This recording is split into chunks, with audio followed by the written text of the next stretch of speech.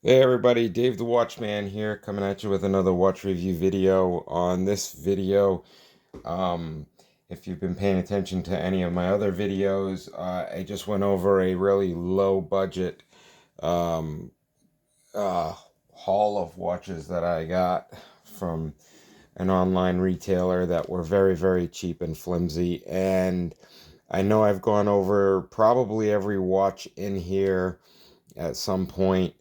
But I did want to go over these watches again to try and get a little bit more in depth on some of these watches, just to let you know what is out there. And I consider some of these watches to be probably some of the best low priced watch options on the market if you want to get a decent watch collection started, and not spend a ton of money. So if you like these videos, give the like, thumbs up, subscribe, and ring the bell for the notifications and comment. Let's hear some comments. What you guys think of these watches? I like to come out with these videos to let people know that, there's a lot of watches out there that you can buy for less than, in most cases, less than $100, and you can start a decent watch collection. So let's get going on the video here. I have a few different watches here. I've got some watches that I've had a couple of watches that I've had for a while.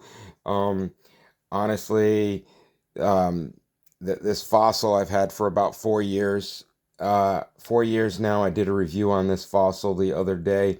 Um, this is another one that I've had for quite a while. It's a U.S. Polo Association watch.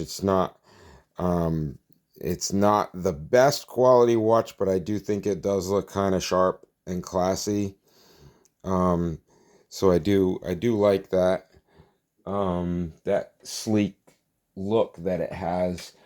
Let me just get this light better here because it's got a lot of glare. So there we go. That's a little bit better. So yeah, I do like this watch. I don't wear it very often, but I do like it. It is part of the collection. Um, Compared to some of these other watches that I really, really like a lot. I know I just did a review on the Fossil. It's a very, very nice sports watch, sports looking, um, kind of got an 80s looking vibe to it. Darth Vader, um, Knight Rider, Darth Vader, kind of dark, subdued, monotone look to it. Here's a Olves square chronograph watch, which I did notice in one of my other videos. Somebody had commented saying that it looked similar to a Tag Heuer Monaco, and I did look those up, and yeah, it is pretty similar. So I think that's who it's supposed to try and pay homage to. But this really, really nice watch. I love this watch. The square design, the gold hands, the carbon fiber look on the back, on the face. Really, really nice with the bolts in the corners and all of that. So this is one of my nicer watches that I like.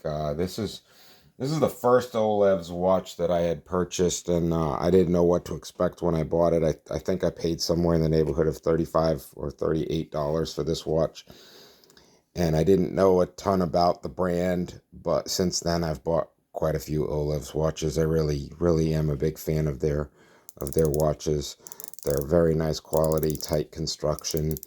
They do what they show, meaning that the buttons work, everything works. Um, it's a nice watch. Subdials are all moving. None of the painted on subdials, which I really hate painted on subdials. I don't like any watches with painted on subdials. This one was pretty cool. This was another gold watch that I got, and I'll put links to all of these watches in the description so that you guys can actually check out these watches, and if you like any of these, you can pick them up yourself. This one was really nice. Um, I love the bezel around the crystal, and I love what they did with the crystal because it's kind of like And let's just kind of clean that up a bit. Get those fingerprints off of there. I love how they did that pyramiding effect on the crystal. See that? Really, really sharp and nice looking. And they make this watch in a lot of different colors, but honestly, yeah, I think I might even pick up a few more of these in some different colors just because I love the way they did that with the glass on the front.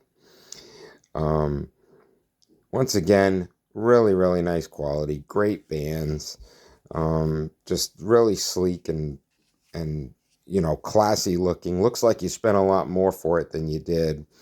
Um, I believe this one was also somewhere in the neighborhood of around between $30 and $50, but I'll post a link to it in the description and in the comments. This is also a nice one from Olves. This is their skeleton watch. Oops, got it upside down. This is their skeleton watch, and it just looks really nice, especially at a glance. It looks very involved and intricate, and if you're the type of person that you just wear watches because you want to have something different on every day and you want to look nice when you go out, and you don't want to have to worry about it if you bang it on the wall or something, and you just want something that's halfway decent, that feels nice, that looks nice, and you don't want to spend a fortune, then those are the watches that I'm going for. You know, is just I want to have a lot of watches, but I don't want to spend a lot of money.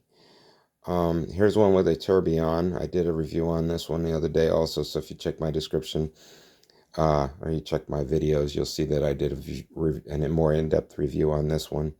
But you can actually see the tourbillon movement in there. This one's a really nice watch. I did order a new band for this watch. I ordered um, a black metal bracelet for this band, and once I do the metal bracelet and put it on there, I'll actually do another review on this. Um, I'll do another review on this for you when I get the new band on it. But yeah, very nice watch. All the subdials again, everything works. Just a really sleek, classy looking watch. But I was not a big fan of the leather, so I just ordered a new band.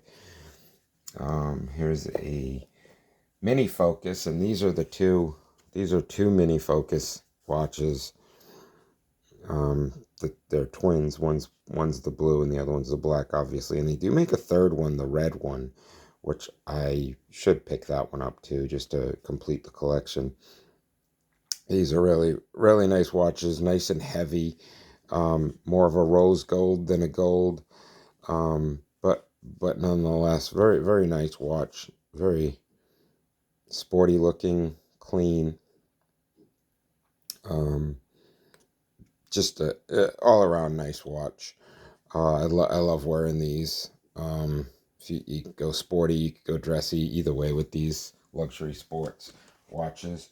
And here's my Invicta here.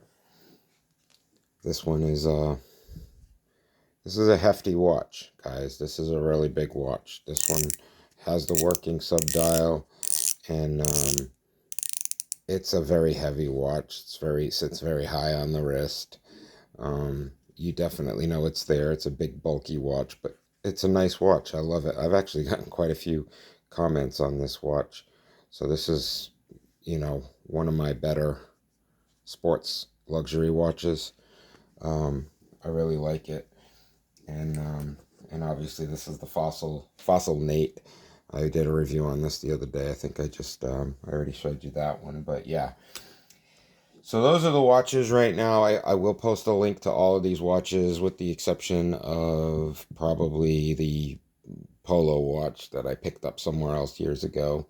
But yeah, I'll post a link to every one of these so you can kind of go there, and those are affiliate links, so those help out. And like I said, if you like the video, give it a thumbs up, subscribe, and post your comments below. If you have any watches that you want reviewed, leave them in the comments below.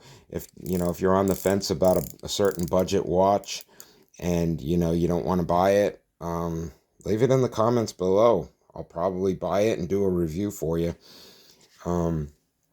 But yeah, this is where I stick. I stick in the budget friendly range, and I just like watches, and I like to do videos on watches. I'm not a jeweler and I'm not a watch professional, but I'm also not a watch snob. So if something looks nice, I'm going to buy it and I'm going to wear it if it's got good quality. So once again, if you like the video, give the thumbs up and subscribe and leave your comments below. And I will see you guys in the next video. Have a great day.